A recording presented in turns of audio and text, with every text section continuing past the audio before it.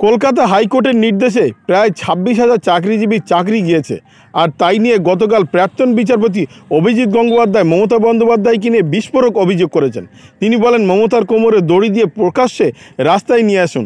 আর কি বলেছে সব বিস্তারিত জানাবো। আপনারা দেখছেন top Barasat news YouTube channel.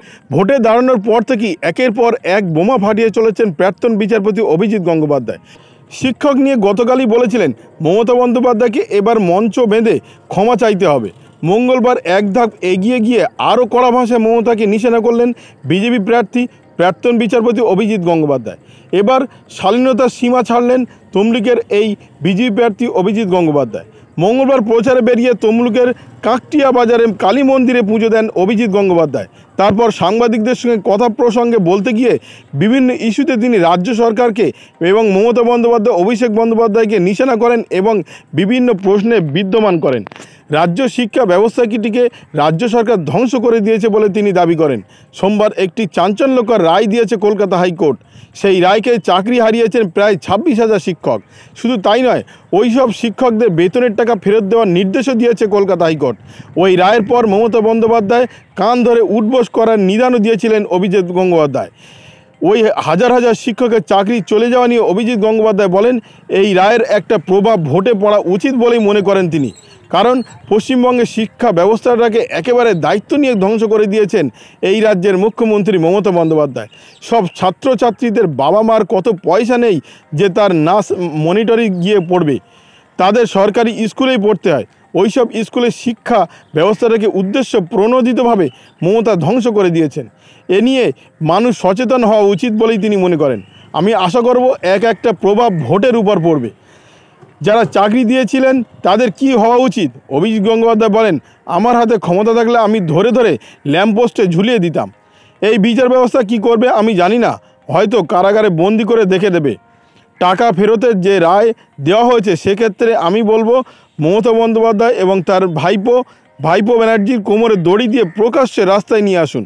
শোষণ করে তারা কোটি কোটি টাকা সম্পত্তি করেছেন, তাদের ব্যক্তিগত সম্পত্তি থেকে ওই টাকা আদায় করুন। তারপর সেই টাকা যেখানে ফেরত দেওয়ার সেখানে ফেরত দিন। আবারও বলছি, অভিজিৎ গঙ্গোপাধ্যায় ভোটে দাঁড়ানোর পর একের পর এক বিস্ফোরক অভিযোগ করে যাচ্ছেন। এমনকি তিনি বলেছেন মমতা বন্দ্যোপাধ্যায় এবং অভিষেক বন্দ্যোপাধ্যায়ের কোমরে দড়ি দিয়ে প্রকাশ্যে রাস্তায় নিয়ে আসুন। তাদের অ্যাকাউন্টে কয়েক কোটি কোটি টাকা ঢুকেছে এই দুর্নীতির, আর সেই টাকা দিয়ে তাদের যে টাকা ফেরত দেওয়ার কথা বলেছে হাইকোর্ট, সেই টাকা এখান থেকে নিয়ে শোধ করার কথা বলেছেন তিনি। ভোটে দাঁড়ানোর পর একের পর এক বোমা ফাটিয়ে চলেছেন অভিজিৎ গঙ্গোপাধ্যায়। শিক্ষক নিয়ে গতকাল বলেছিলেন মমতা বন্দ্যোপাধ্যায় এবার মঞ্চ বেঁধে ক্ষমা চাইতে হবে। মঙ্গলবার আরও এক ধাপ এগিয়ে নিয়ে তিনি কড়া ভাষায় মমতা বন্দ্যোপাধ্যায় এবং অভিষেক বন্দ্যোপাধ্যায়কে নিশানা করেন তমলুকের এই বিজেপি প্রার্থী। এবার শালীনতার সীমানা অতিক্রম করেছেন তমলুকের এই বিজেপি প্রার্থী। মঙ্গলবার প্রচারে বেরিয়ে তমলুকের কাকটিয়া বাজারে কালী মন্দিরে পুজো দেন অভিজিৎ গঙ্গোপাধ্যায়। তারপর সাংবাদিকদের সামনাসামনি হয়ে তিনি বিভিন্ন ইস্যুতে রাজ্য সরকার মমতা বন্দ্যোপাধ্যায় এবং অভিষেক বন্দ্যোপাধ্যায়কে নিশানা করেন। রাজ্যের শিক্ষা ব্যবস্থাটাকে রাজ্য সরকার ধ্বংস করে দিয়েছেন বলেই তিনি দাবি করেছেন। সোমবার একটি চাঞ্চল্যকর রায় দিয়েছে কলকাতা হাইকোর্ট। সেই রায়ে প্রায় 26,000 চাকরিজীবীর চাকরি গিয়েছে। আর শুধু তাই নয়, ওইসব শিক্ষকদের বেতনের টাকা প্রায় 12% সুদ হারে ফেরত দেওয়ার নির্দেশও দিয়ে কলকাতা হাইকোর্ট। সাংবাদিকদের প্রশ্নের উত্তরে তিনি বলেন যে অভিজিৎ গঙ্গোপাধ্যায় মমতা বন্দ্যোপাধ্যায় এদের কোমরে দড়ি দিয়ে প্রকাশ্যে রাস্তায় নিয়ে আসুন। শোষণ করে তারা কোটি কোটি টাকা সম্পত্তি করেছে, সেই টাকা দিয়ে তাদের ব্যক্তিগত যারা চাকরি খাইয়েছে তাদের যে টাকা ফেরত দেওয়ার নির্দেশ দেওয়া হয়েছে, সেই মমতা বন্দ্যোপাধ্যায় অভিষেক বন্দ্যোপাধ্যায়ের অ্যাকাউন্ট থেকে সেই টাকা নিয়ে শোধ করা হোক এবং তাদের এই টাকা কোথায় কি দেওয়া হবে সেটা পরবর্তী সিদ্ধান্ত জানাবে। এই পর্যন্ত জানিয়েছেন অভিজিৎ গঙ্গোপাধ্যায়। ভিডিওটি আপনার কোনো প্রকার উপকারে লেগে থাকে অবশ্যই লাইক কমেন্ট শেয়ার করবেন, সেই সঙ্গে চ্যানেলটি সাবস্ক্রাইব করার অনুরোধ রইল। সবাই ভালো থাকবেন, সুস্থ থাকবেন।